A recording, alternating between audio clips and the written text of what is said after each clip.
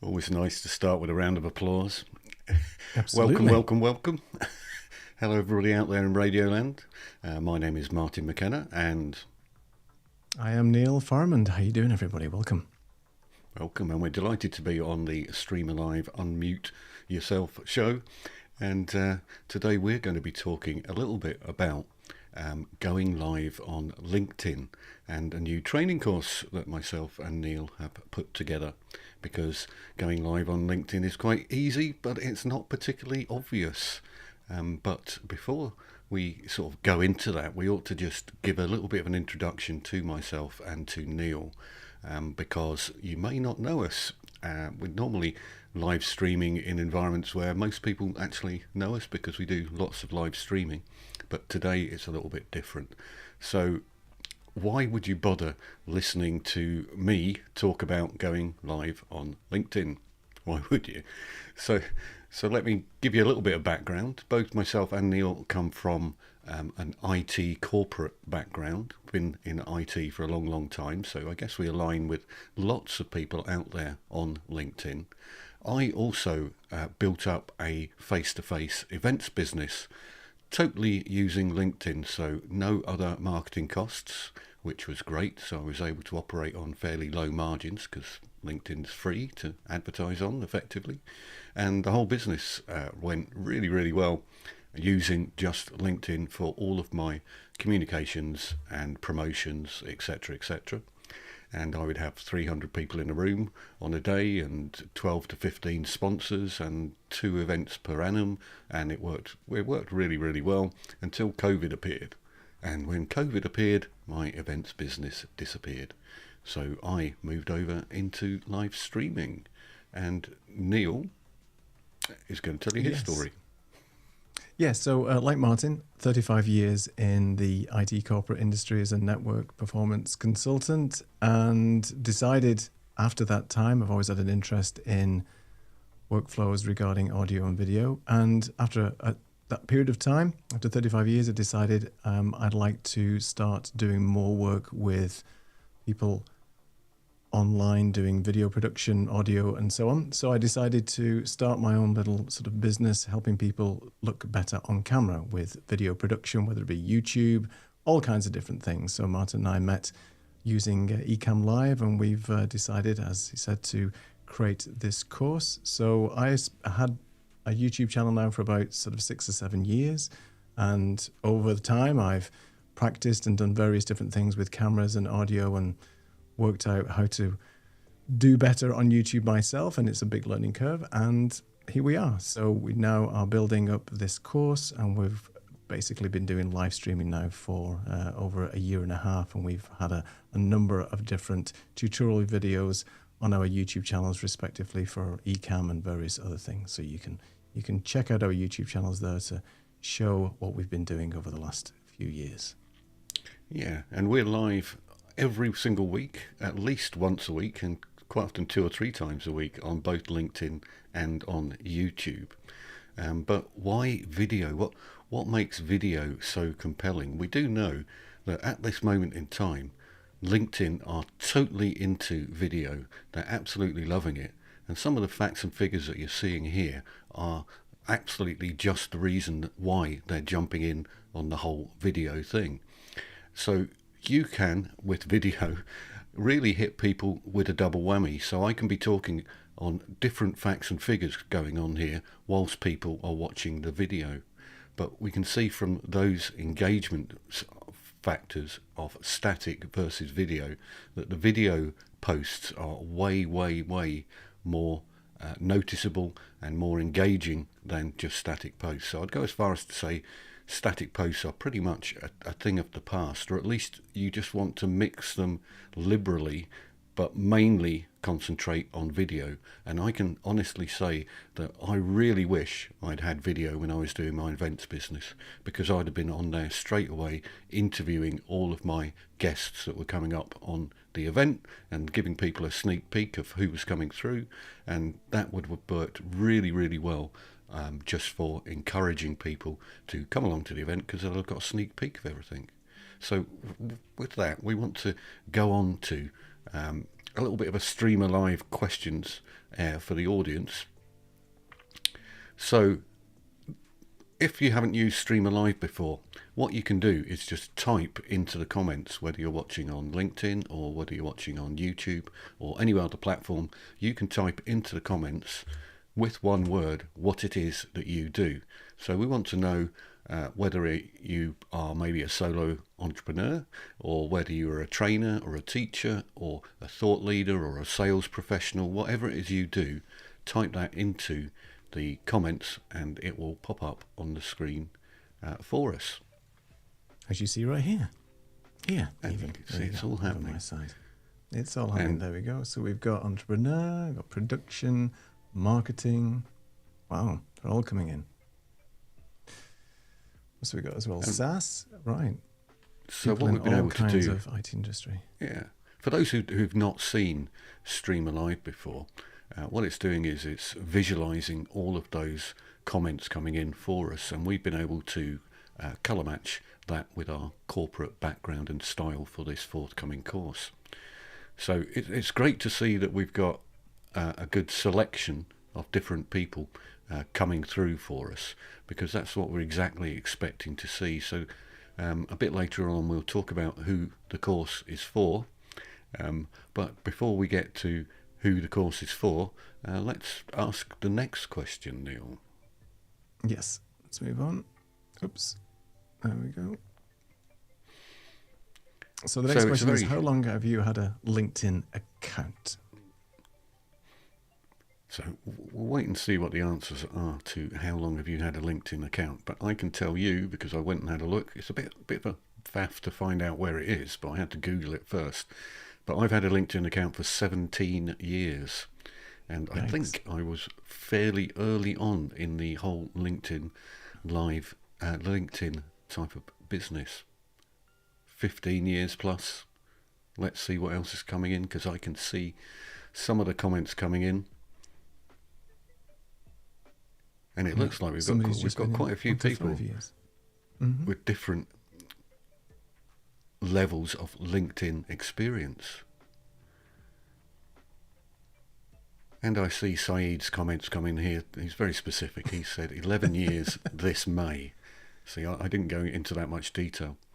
But what that really says to me is, and I've indicated this already to some degree, is that everybody's sitting there on LinkedIn and you've got a free resource for advertising, not just static advertising, but for video advertising.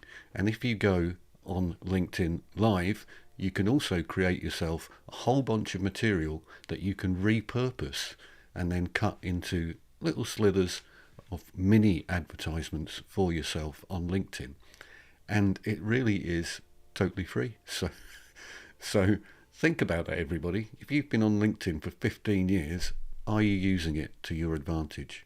A free resource. Next question. Definitely. All right, let's move on to the next question. Go ahead, Martin. The next question is... So I mentioned previously you can go on live on LinkedIn. We've been doing it since pretty much you could go live on LinkedIn. There used to be a very complicated process where you had to fill in various forms, send them to LinkedIn. They would then decide when or if you were going to be allowed to go live on LinkedIn. So there was some sort of weird process, and I think that put a whole lot of people off. But I wonder whether that is what's putting you off. Is it the whole process of trying to get onto being approved for LinkedIn Live? Is it because you don't understand the technical steps for going live on LinkedIn? Is it because you just don't want to go live on LinkedIn? Or is it because you feel that your camera presence is not up to standard for going live on LinkedIn? So I'm interested to know if it's the technical aspects or the cameras. Just type in the comments again and we're going to see what people are saying, and hopefully it aligns with what we're putting in the training course. We believe it does, because it is a little obtuse what you need to do to go live on LinkedIn. And what we're doing today is probably a few steps higher than just going live on LinkedIn, because we are adding in all sorts of movements of slides in the background and things like that. So we're calling our training course level 1 go live on LinkedIn, but we're also going to be going to 2, 3, 4, 5 as well, which will be bringing in additional tools and additional methods of playing about on the screen on LinkedIn. It's interesting. We've got fear coming in here, and we saw another comment just pop in saying time. In other words, nothing. So it's just basically time. Some people Having are saying the time that's, to do it. Yeah, and that think, might just be the barrier to entry, right? As we spoke around how long it takes people just to get connected, set up, confident, and so on. But obviously, we'll talk about that later. So we think we can get you actually up and running very quickly. And as part of the course as well, we also actually mention a couple of AI tools that you can use, which will help speed up the process and help you think about some materials and ideas for shows and things like that. So really up to you what you want to be using it for, but technical things and fear seem to have jumped up today, and Sai's blaming LinkedIn for something. I'm not quite sure, but something went wrong for him. Tried to go live today and it failed. So there you go. Well, maybe we can help you and find out what's going on there. Okay, so LinkedIn Live itself, does that actually create additional engagement? So the obvious answer, it was always going to be yes, wasn't it? But if you go live, you get 24 times as many comments on your posts as you would if you just put up a static post. But we believe there is no point in going live unless your cameras, microphones and lighting look good. So we actually are going to take you through all of that as a part of the course, and everybody will have their own tastes in terms of backgrounds and lighting and things like that, but we'll take you through what works and show you some different examples of those styles of backgrounds and cameras and things like that. Who's it for? For just about anybody who wants to go live. So anybody who has a business or is involved in a business or wants to, perhaps, or maybe they're a recruiter, or maybe they're a real estate agent, or maybe they're in sales, as I mentioned earlier on, and they want to stand out in an otherwise busy environment, or you're a trainer or educator and you've got messages to send across, or you're a thought leader. So really, there's no limit to who this is for. And even if you're thinking about it, nowadays, LinkedIn is your resume, effectively. So you being live on LinkedIn and reaching more people promotes you as well as whatever you're talking about as well. So really, there is no upper or lower limit to who this is actually for. Neil, what will people learn? So as part of the course, you're going to learn basically camera basics and how to set up your lighting, your camera, your microphone to look as good as you possibly can within your own environment. And I'm going to go through some of those things today as well a little bit. They'll also learn how to actually connect and get connected to LinkedIn Live. I'll talk about that also a little bit later because it's not as easy as you would first imagine, but it's not basically too difficult. There are a few things you have to consider and so on. We'll also be showing you not only how to look good on camera, but basically how to create events on LinkedIn Live, how to start promoting your events. Martin mentioned some of the AI tools to get you over those hurdles and helping you with promotion, and just basically taking you from beginner to doing your first live stream on LinkedIn Live. We'll also be talking about other tools that you can use like Streamer Live, Camo, and various other things that you can use to level up your presentation and so on. But there's no reason why you shouldn't go live on LinkedIn, hopefully after you've looked at the course. Yeah, and with that, this is the type of training material you can expect to see on the course. So myself and Neil going through slides and taking you through different elements of the course, and then we'll run various quizzes and exercises as part of the course. So what I thought I'd do now is just run you through one of the exercises that we have on the course, and I'm just going to press a button and sit back for 7 minutes and have a glass of water. This is part of the course. So, time for a little exercise. I hope you're up for that. What we wanted to do is to get you to try some of the techniques that we've already shown you in lessons thus far. And in order to do so, I'm going to use an example. And John Bellingham was good enough to pop on the show with myself and Neil, and he was talking about Content Kit. So if you want to talk about Content Kit, John's your man. Go find him on LinkedIn. But following the show, John put out a nice post to say how great it was to be on the show, but also saying he'd got a bit of camera envy. So if he's got camera envy, myself and Neil decided, right, we'll get you on for an hour or so and have a look at yourself and your background and see what we can do for you. So here we got John's background when he first came to see us, and I'm going to make a little bit of use of some of the space that John has got on the screen here and bring in some headlines onto his nice bulletin board that he's got available to him. So the first thing we noticed is that John's image looks a bit washed out. Now it could be that the ISO settings are wrong in his camera, or he's got a light facing directly at his face, but in fact it turned out it just because he had a window facing him with natural daylights.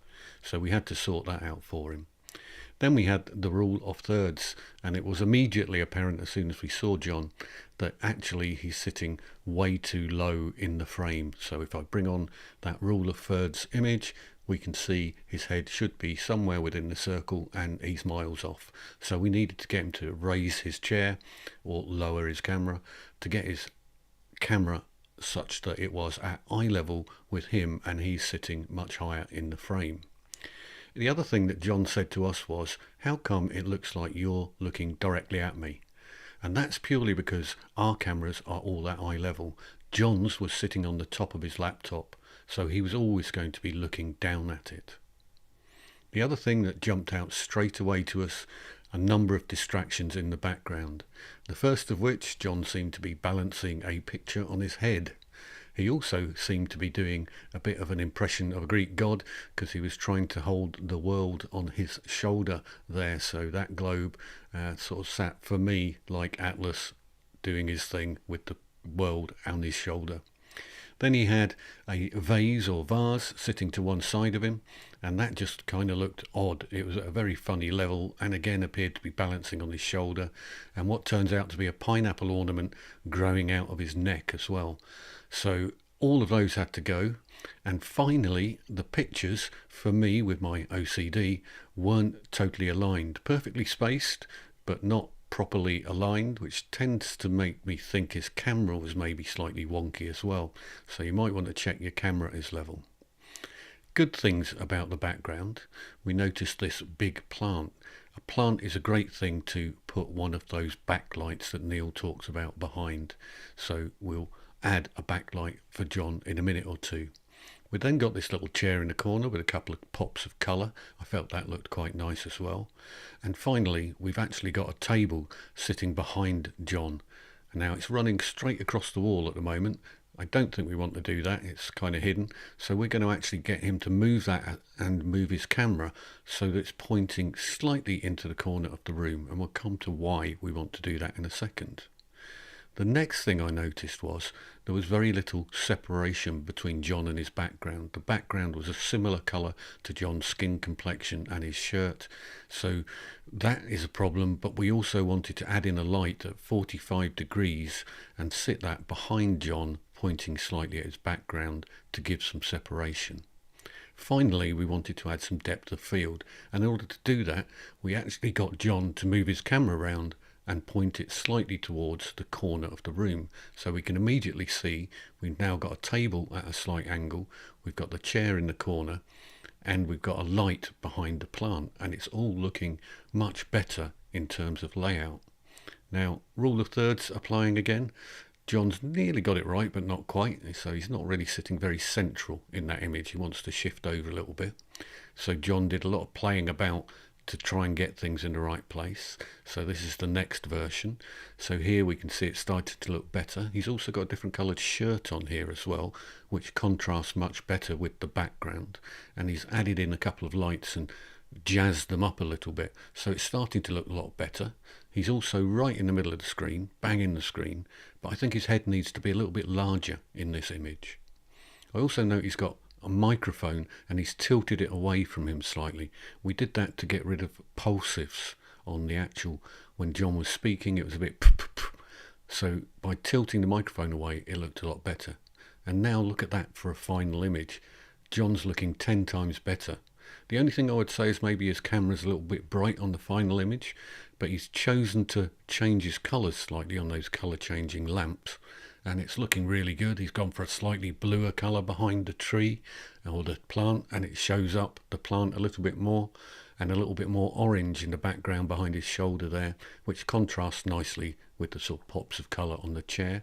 He's also been able to bring in some bullet points and colour coordinate the bullet points even with his shirt and that chair there, and utilise that bit of space that he had behind him rather than these banging into pictures or anything else in the background. So just by a few little tweaks, John has gone from image A, which was very boring, to be honest, a bit flat, to image D, which is much brighter, but not an overly complicated background, but one where he is standing out from the background. He's moved his body up, his eyes are totally in line and in the right place. He's made his head a little bit bigger, so in the image directly above it he was kind of clipping the top of the image, and then he was a bit small on image number 3, but he's got it totally right there in terms of the size of the image and where he should be on the screen. So what we want you to do is exactly the same thing. Go have a play about and see where you can get to just by moving your cameras around and a bit of the furniture around. John did actually paint his wall, or at least his wife maybe painted the wall, but you may not want to go to that extreme first of all. However, I think in John's case it was really worth it, he says, finishing off the sentence while the video clips a little bit early professionally. So at this point in time, let's welcome on Lux, the co-founder of Stream Alive, who has joined us today. And I think you can probably see where this is already going, can't you, people? So I'm just going to say over to you, Neil. Thank you very much. Well, yes, we can definitely see where this is going. Now, I'd first of all like to ask everybody in the comments, can you just tell me in one word what is wrong, or what you believe is wrong with Lux's image right now? Lux is sitting in his studio, he's chilling out, obviously, and this is typically how he would run his Zoom calls, you know, just in that sort of, you know, stance and where he is. But just put it in the comments, let us know what you think is wrong with this image right now, and potentially what could be improved from Lux's perspective. And what we're going to do is we're going to take Lux through a super fast makeover in the style that you would typically see in one of those lovely building programs. But what we're going to try and do first of all is get Lux positioned where he should be in his room. So Martin has kindly put up this grid that we have available, and Lux, if you wouldn't mind just positioning yourself so where your eyes are sort of at the right level. Pump up that chair. Nice wall, not a Lux going exactly. It's a lovely wall, a lovely bookcase, but we don't see much of Lux. You could also tilt your camera. So there's two things, specifically when you've got a laptop camera, and Lux is using his MacBook Pro camera, and we can talk about cameras and things a little bit later. But already he's looking like he's actually looking at you when you're on your particular Zoom call. So there's a few other people, I think, with comments. They've mentioned too much distraction in the background. Yes, indeed. And there was another couple of comments in mentioning cluttered, not centered. Well, and face is not well lit. So yeah, all the things that Martin showed you in the extract from the course is really what we're seeing here at the moment. So let's try and make a couple of quick and timely improvements to Lux's environment. So I know that Lux has got a couple of lights. Now, like anything else, you don't have to have crazy expensive lights to just get a better image. But what he's doing at the moment is what everybody seems to do when they're in their home studio, is they have their above overhead lights on. These could be fluorescent lights, these could be spotlights. And typically what they're doing is casting, and I'll draw on my face, they're casting some shadows down over Lux's face, and you guys getting these sort of weird shadows under the eyes, call them panda eyes. So effectively what you could technically do is turn on some additional lights that are more facing you. So I know that Lux has got a couple of lights that we could ask him to turn on. So if you wouldn't mind turning on one of your little lights, I think, which is to the right of you at the moment. And this is just a small light similar to this that's basically sitting on his monitor. And already you can see there's an improvement casting a shadow on one side of his face, giving a little bit of depth. And already one side of his face is now very well lit. So before we go any further, if I could ask you to turn off your overhead lights, and we can show the people on the stream what kind of a difference that makes as well. So I know you've got a handy dandy remote control to turn off your lights. There it is. That's luxury in itself there. You know, some people have to just go and stand up and switch it off, but there you go. So already we've got the lighting has changed dramatically from a color perspective as well, because obviously having overhead lights in your room are going to give you a very different color temperature and a color cast on you, which might not be very flattering. So, hey Chris, lights on. So Lux has already got another light as well. Now you can repurpose any lights that you may have bought back in the COVID days. People used to buy ring lights. They were always positioned in the wrong place. People would put ring lights here, right in front of your face, and you'd end up getting these really weird looking sort of glow on your lights and on your glasses. And they were really good for doing makeup and things like that, but that's not what we're here for today. So Lux basically has got a ring light available to him that he's going to put off over on this side, which would cast a nice shadow on his face. So if you wouldn't mind turning that on, Lux, that would be fantastic. Connects and interact and be centered.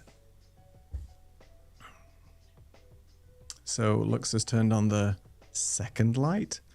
Perfect, thank you very much. And already we've got light here and here. Now, one of the lights is typically classed as a fill light, which is the light that he's just turned on, which is filling up some of the shadows and taking that away from his face. And the main light that you would typically have on you is something called a key light, which would be typically a larger light, little bit more intensity. It could be a softbox light. It could be something with a little bit of diffusion. And all I mean by that is the more diffused the light is, the softer the light, the less shadows and harshness that's being cast across his face.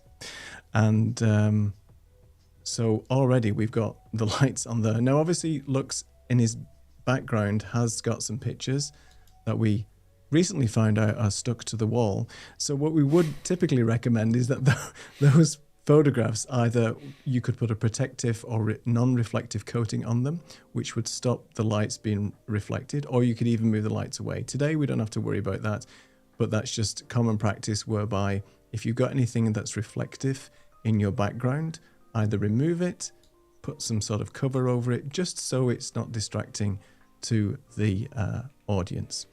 One of the other things we can do is remove some of the clutter. People have mentioned in the chat already that there's quite a bit of clutter going on in the background. So Lux, it's entirely up to you what you would like to remove in the time that we have available to us. I think the lanyards behind you are quite distracting. I mean, it's a great collection, let's be honest. You've been to many, many meetings. But what we'd like to see is really a background that's less distracting. Because at the end of the day, if you're presenting you as your company, if you're a solopreneur, if you're representing your business, and you're doing a presentation or even a pitch, what you want people to focus on is not your lanyard collection behind you. So yeah, that's don't put them around your neck, Lux. Don't. No, I mean, you could, if that's a fashion accessory you want to go with, but that's not something. No, we're not advising that. We want to do. Don't move the clutter from behind you to between you and the camera. That's another. Yeah, top that's tip. that's a key thing. So as we did with John, we also moved John into one of the corners, and that's not something for today. But I know that Lux has got an area there where potentially we could sort of move around. The other thing that we would recommend is having something like a practical light, or something that would give you a little bit more of something to look at behind. Now, practical lights are incidental lights that basically cast a different color, mix up the background a little bit, like what Martin and I have got already. We've only actually got 4 lights in our entire studio. We've got a key light, a fill light, a little light behind me, and another one that's just basically adding a little bit of color. Now, Lux has kindly purchased an LED light, an RGB LED light, which has got different colors, which is right here. And these are portable lights that you can get on Amazon. We have some links. Even Martin's got one. I've got a little one as well. And these are basic little lights that you can buy on Amazon that are different colors that you can just really dial in your settings. If you don't always have to have a dark background like Martin and I have got, you might want a lighter, more polished background that Lux will have when he gets rid of all of his books and bookcase and things like that. But when you add some of the lighting behind you, you can really add a little bit of color and contrast to that. So Lux, if you wouldn't mind turning that light on to whatever color you like, I think we said a purple is quite nice. And one of the positions you can put that in is behind you, on your bookcase, on the pile of paper, something that would just give you a little bit of color behind there as well. And if you've got lights that you've purchased, and you don't have to spend a fortune on these, a lot of the lights that we recommend have controls where you can basically control the intensity of the lights. You can simply dial those down a little bit to give you a bit more of a mood. But already that's looking a whole lot better just by changing a couple of lighting in his room, changing the camera angle itself. And keep in mind, this is a MacBook camera that we're using here. What we did with John, and we do talk about it in the course, is install some software called Camo Studio. And Camo Studio is basically giving you full control over your camera, whether it be a MacBook camera, a webcam, Logitech Brio, even a DSLR camera if it's connected via a capture card. Any camera that your system sees, and it's available for both Mac and Windows, you can really start to dial in and so on. Now, Lux does have Camo installed. You can run it up if you want, Lux. Just to go through one quick thing that we can say to people. With Camo Studio, and I'll just run it up here as well. While So you're Camo running Studio that is up, a Neil, free... Yeah, go I ahead. was going to say, while you're running it up, just a quick to one side. If you are buying any of these coloured lights, then maybe go for one that's got a remote control. They've got various buttons on the back of the coloured lights, which makes things incredibly obtuse in terms of how to select different colours and temperatures and things like that. If you've just got the remote control, you press a button, it goes green, it goes orange, you press up or down for brightness and it gets brighter, or so on and so forth. And some of them will work with iPhone type apps or phone apps as well. So Yeah. a bit easier to get remote controls than to press the four or more black buttons on the back of the light, all of which look the same. And in low light, it can be difficult to see what you're pressing anyway. So yeah, that's just an aside. Exactly. While I fill in while you both have launched Camo. No, that's perfect. I mean, I instantly think even without Camo, Lux's image looks great. And Camo can just add a little bit more of a dimension to your image. You can add some very soft spotlight or background blur. I'm not sure if you've got your setup already, Lux, but and we can do this at another event and another time. But effectively, Camo will allow you to change a few settings on your camera to make things look cool. And then obviously you have to have your Zoom camera that we're seeing you in at the moment connected to Camo, because Camo is a virtual camera and sending out your image to there. But we don't have to worry about it right now. But the point is with Camo is that you can adjust the framing, put a nice vignette. You've already switched it over, I see. So you could actually just enable the spotlight feature on the left-hand side. If you see the controls on the left with all your camera, you just have to click on the camera control on the top bar, and then you'll get a list of controls on the left-hand side that show up. But if not, it's not a problem. We didn't rehearse this at all, so this is live, and we do go through the entire setup. See, there you go. He's already found the controls and ruined it completely. Well, that's the my Incredible job. Hulk setting has been located. So I'm not sure what setting you've got there, Lux, but that's not one we do recommend as part of the course. But the spotlight feature is quite nice because you can turn that on and it gives you a little bit of it. So similar to the Zoom spotlight, but what John basically added with his is a little bit of background blur. So there's lots of nice, very subtle features that are not going to give you a silly halo effect and things like that. But we do have these features in there. You can also zoom in, as Lux has done. So if your camera isn't positioned correctly and you can't afford to move your Mac or whatever laptop you've got backwards and forwards, and you can't position your camera effectively, then one of the things you can do with camo is basically reframe, resize, change the colors, and really dial in your images. Because the Mac camera and some of the webcams, you simply can't change any of those settings. So Matt's asking the question, what is the app that you're currently talking about? It's called Camo. I think I'll try and I think Lux post has that in the found the chat. button. There it is. Now look at that already. And you can turn that down a little bit and wind that down so it's not as wind it sensitive. down a little bit. But the point is that you can really sort of change that. And what that's doing is giving you a little bit of depth where you don't have a decent lens. You can actually wind that down. And I will just type in the camo. It's reincubate.com. I will just grab that and put that in the chat.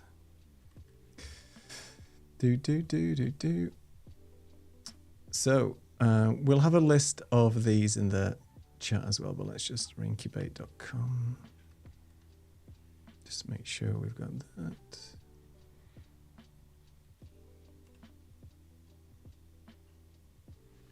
So we're going to be taking a few questions from anybody in a minute or two. Yeah, let's do a Q&A.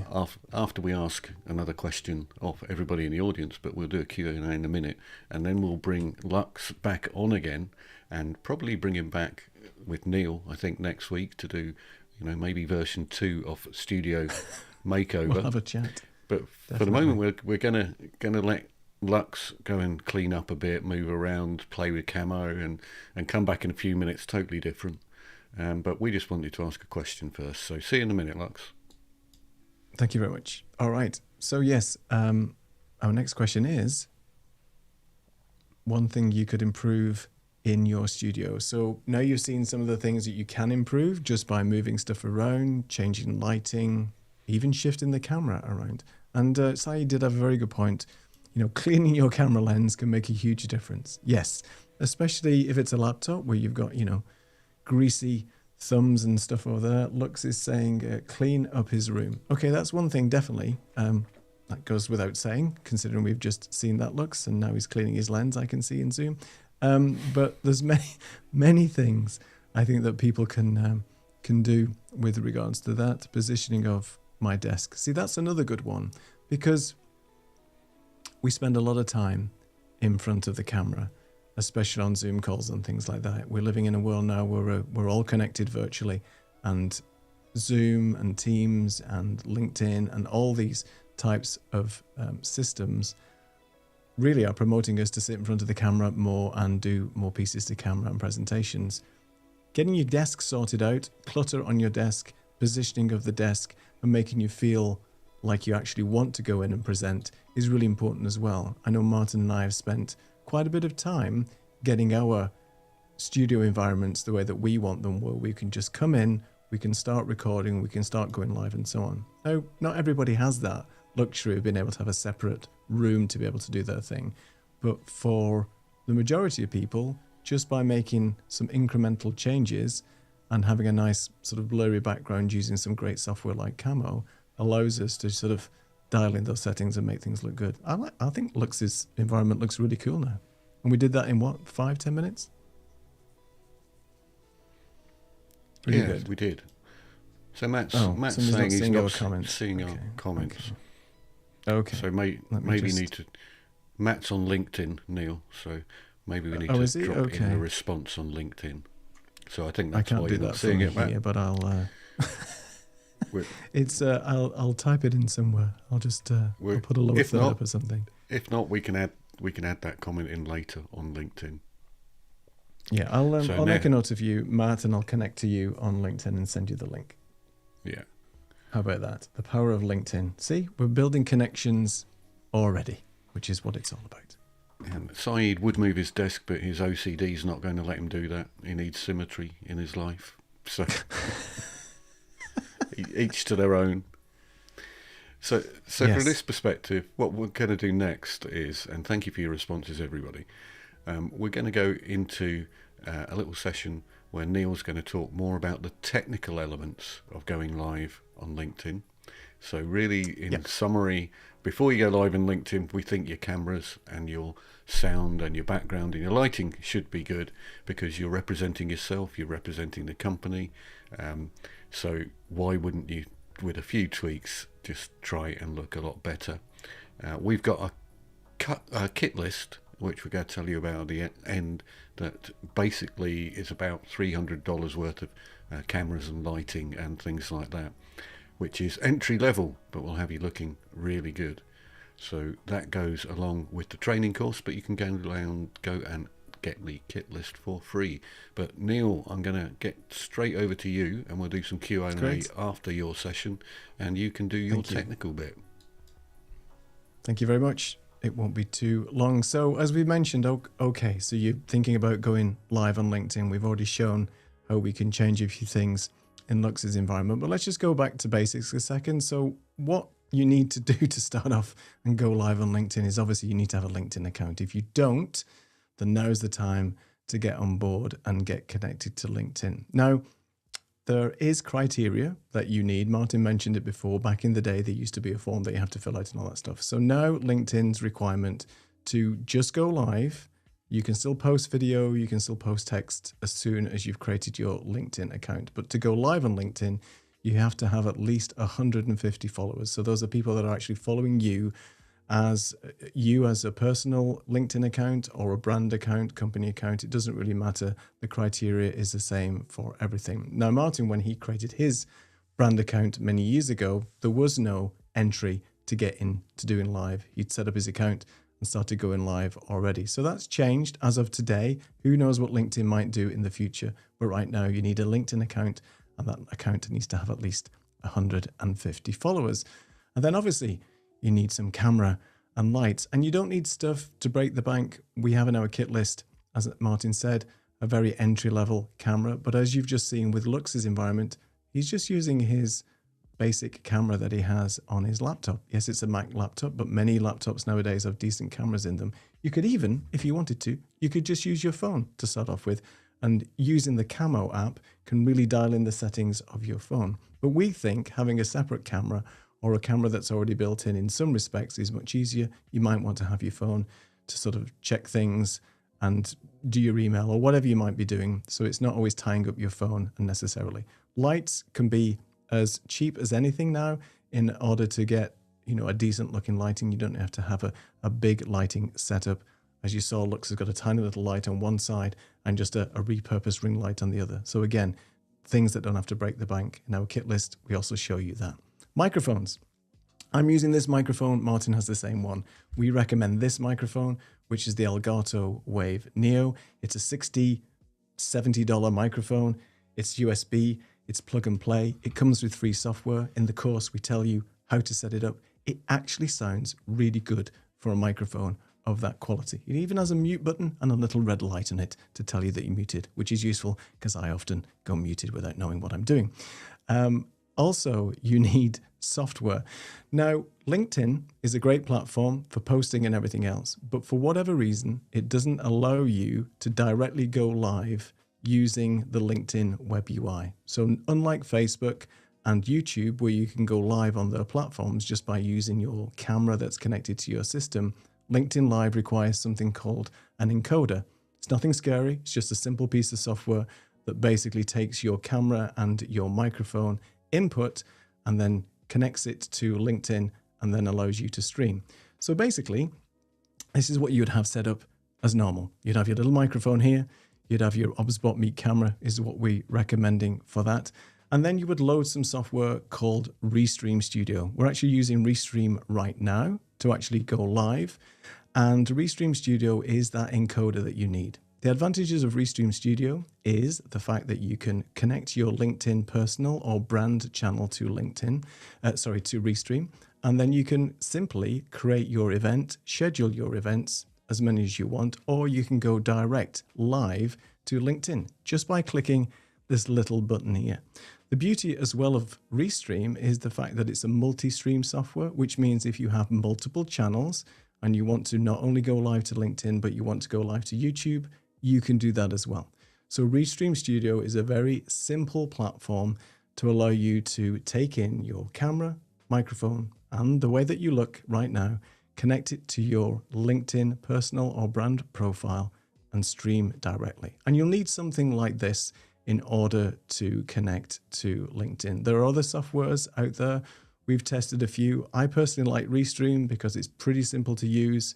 You get really good results and it works really well. So that was my brief rundown of how to get connected to LinkedIn. But in the course that we have, I take you through this and Martin takes you through it in very simple steps. All right, Martin, back over to you. So yeah, has anybody got any questions out there? And if you have, you can drop them straight into the chat and we'll attempt to answer them. But let's just quickly give people an idea of what is in the course in terms of videos and Q&A type quizzes and exercises. All of those are in the training course. It's about going on for 2 hours long in terms of the different elements, but that's all the time you're going to need to spend to learn how to look good on camera and the technical steps that you need to go through to actually go live. And we talk about all of the free software you can use. So Restream at its basic level is free. But we then also talk about the paid version of things like Restream and products like Ecamm, which is another encoder tool. And those tools let you go a little bit further once you put the paid elements on, because you can do things like add in branding and all that type of thing. So Lux has got a good question actually, Neil. What about people who say, but I'm not a streamer? I hear that often. Well, we're on a Zoom call right now and we're actually streaming. If you've ever been on a Zoom call in your environment, whether it be your business and so on, you're actually doing a stream. That's all it is. You're just streaming out your video content and having people attend. So we're not aiming these courses at streamers. You're not a streamer. You're basically somebody who is presenting your material online and you're streaming your video out to the masses. That's not necessarily mean you're a streamer. So, but you're doing it every day in your workplace just by being on a Zoom call, as all three of us are connected now. Yes, we are streaming out live to LinkedIn, YouTube, and other destinations, but just being on a simple Zoom call is being a streamer. And indeed, a Teams call or a Skype call or FaceTime or anything like that. If you've done any of those, Exactly. There is nothing stopping you pointing your camera, potentially the same camera, then that's us straight away.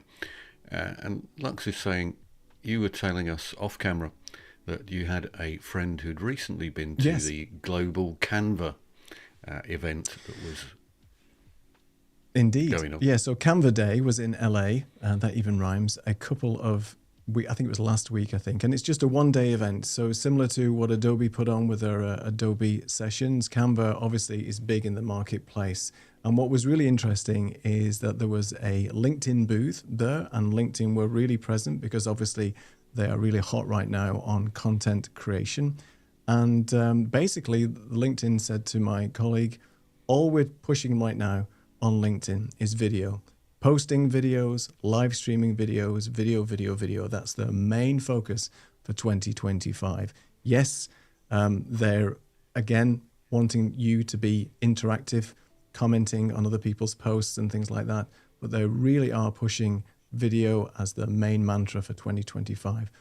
You may know Martin and I have obviously been using LinkedIn for some time. We've been experimenting as well with vertical video in LinkedIn, where basically LinkedIn on certain apps had the camera video option whereby you could actually look at all the different types of vertical video that's going on there. So we've really been pushing that as well and experimenting with vertical video. Video is not going away. LinkedIn may be a little bit late to the party, but they really are pushing it now because they see the value and the engagement and the uptick with video in general.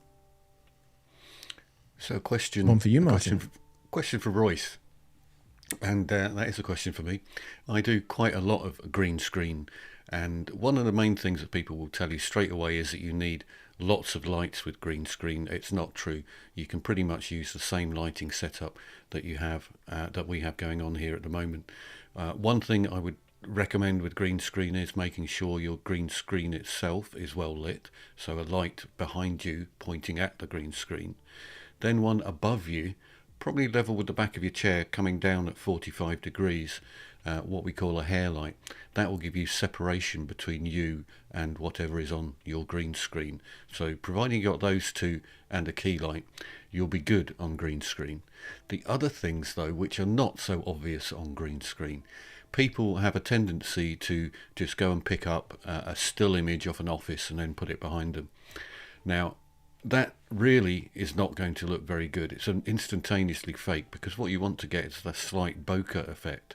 So if you're going to do that, here's the trick. Take that image, drop it into pretty much any package, including PowerPoint and Keynote and things like that, and you can put a 25% blur on that image and then drop it behind you again, and you will get the bokeh type effect that we've got going on here, which is the slight blur and everything focusing on us. So that's tip number one for green screen. Make sure your image is slightly blurred. Tip number two is what I tend to do, is I will actually put an animated version behind me of something, because if you just got a little bit of movement behind you, it looks more realistic. But that's probably for another lesson. But adding a bit of light and shade in the background, which is actually fake, but nobody's going to know, over the top of that image of an office, will make a huge difference. So instead of it being static, you've got a little tiny bit of movement. It could just be particles in the air, light coming through the window, something like that in your background will suddenly get people thinking, is it on green screen or not?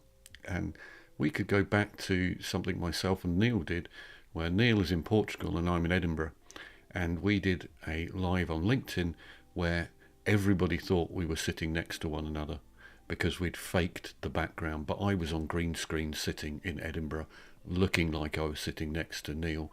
And the amount of comments that we got, that people just didn't believe that that was the case, but that's exactly what we're doing. And we carefully did that by matching up our lighting on our faces with the background and making sure we both were the same colours on the camera and things like that. So there's a lot that you can do with green screen, but we ought to get to that a bit later, because I can see we're starting to run out of time, and we need to get to the bit where we talk about links and where to get stuff. So we're not quite there with the training course, because each time we're about to launch, we suddenly think, oh, how about that? That's another bit that we've missed out. And for once, we'd forgotten this time to put in any camera tips for ladies. And we suddenly realised that perhaps myself and Neil weren't qualified to talk about hair and makeup and things like that. So actually we've reached out to a few of our friends, and they are going to do some little videos that we're going to add in, so that we're covering everybody that we can think of. So there'll be a good half a dozen different styles of background and different people appearing for you to have a look at and say, oh, that's the person I align with most. But right now, if you wish, you can go and get this kit list. Neil's been talking about the kit here. This kit list, if you scan the QR code or go through to the website, which is streamprofiles.selfie.store, look for the little thumbnail, which is myself and Neil on that thumbnail next to the booklet. Then you can go download this booklet for free. It also includes 4 or 5 of those little templates for lining yourself up on the screen as well, and everything that you need to go live in terms of Amazon links, and all of the information is available there. So to get hold of that, scan the QR code or go to the website listed there. Just flick on down till you see that kit list button, and you can go down the kit list for free. You do have to go through the shopping cart experience, so you will need to put in your email, and you are opting into our email list, but you won't be asked for a credit card. Just add 0 in when it says cost. You just put a 0 in the box, and that will get you onto our mailing list. If you don't want the kit list, there's also the ability to just sign up to be first to be notified about the training course when it arrives, and that should be the first week in May, I believe. Yep, that's the plan. And for people who couldn't find the links before for various things, then the links to Camo and all the software and things we've talked about today are also included in that kit list. So don't forget to go and grab that when you can. Kit list. Right. And There if you Lux go. is ready, Lux did have a quick question, actually. yeah, Maybe we can just answer his question. So, or I can answer the question. So, Lux's question is, if you can find it. well, let's bring Lux back on. I mean, Let's bring you him can ask, on. we'll bring him on anyway. So Here he is. you can just ask us a question now.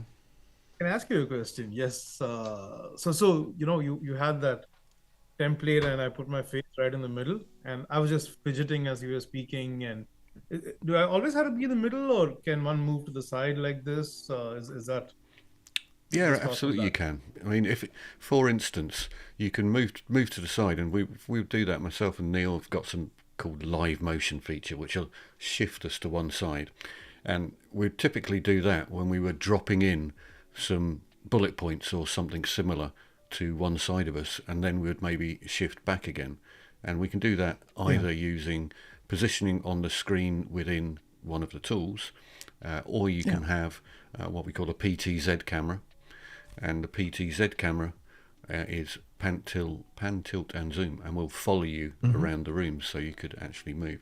So you need to be careful with that. What you want it to do, you need to tell it the right instructions, because otherwise, you'll try and move to one side, and it will keep centering you. So, yeah, you don't have to be in the middle, but obviously make sure you are using the space accordingly. Would be the best view. I think just to add to that as well, the rule of thirds is there for a reason, and the rule of thirds doesn't mean that you have to sit in the middle at any intersection where if you don't know if you can bring up that template again, Martin, real quick, where we had before. So where we've added that specifically for somebody being in the center, the rule of thirds dictates that if the subject is on any one of those center point intersections between the crosses, then that's fine. And that's where your eye would go naturally as well. So, being in the corner there, for example, is fine, or the other side. So that's why the rule of thirds exists in photography, and it's just where it's more pleasing to look at.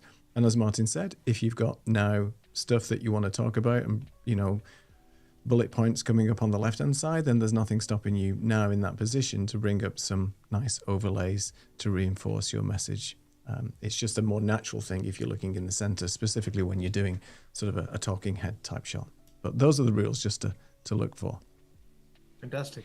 And this grid and rule of thirds diagram is part of the kit list you said as well, right? Yeah. So there's I think there's 5 different ones, because it's going to change depending on whether you are wide aspect ratio, classic aspect, or square, or a circle. So they're all in there.